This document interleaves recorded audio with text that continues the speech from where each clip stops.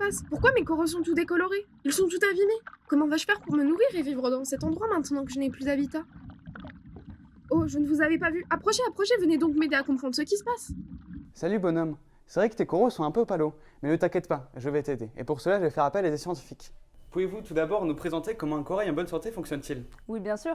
Nous savons que les coraux vivent en bande sous forme de récifs coralliens dans des eaux peu profondes, avoisinant les 25 degrés. Le corail est un ensemble de petits animaux appelés polypes qui vivent en symbiose avec une algue microscopique appelée zooxanthelle.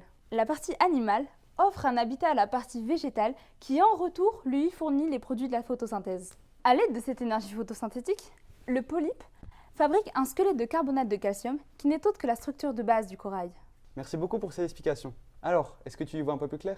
Oui, j'ai compris. Mais alors dis-moi, comment mes coraux se sont-ils retrouvés dans cet état? Nous y arriverons, nous y arriverons. Maintenant que nous connaissons la composition d'un corail en bonne santé, nous pouvons étudier les causes de sa destruction. En effet, la principale cause de la destruction des récifs coralliens, c'est l'acidification des océans. Depuis l'ère industrielle, la quantité de CO2 atmosphérique ne cesse d'augmenter. Les océans sont des puits de carbone dans le cycle du carbone, et de ce fait, ils absorbent de plus en plus de CO2. Ici, on peut voir que le CO2 atmosphérique réagit avec les molécules d'eau présentes dans l'océan pour donner l'acide carbonique. Jusque-là, tout va bien. Mais l'acide carbonique se sépare de ces deux ions H+, qui réagissent ensuite avec les molécules d'eau pour donner les ions oxonium H3O+.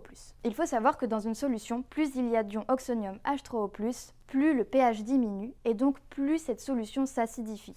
C'est ce qui arrive à nos océans. Je vous propose une expérience pour illustrer ce phénomène. Les ions oxonium sont assez connus pour dissoudre les matières calcaires. Ici, nous disposons d'un bout de calcaire qui représente le squelette carboné de nos chers coraux et d'une solution d'acide chlorhydrique qui représente ici l'eau, bien que cette solution soit nettement plus acide que l'eau. Mais il s'agit ici de montrer ce phénomène en accéléré. Nous voyons très rapidement que le calcaire se dissout au contact de la solution. Ça paraît évident maintenant que vous le dites. Je suis sûr que vous avez grandement aidé notre ami, n'est-ce pas?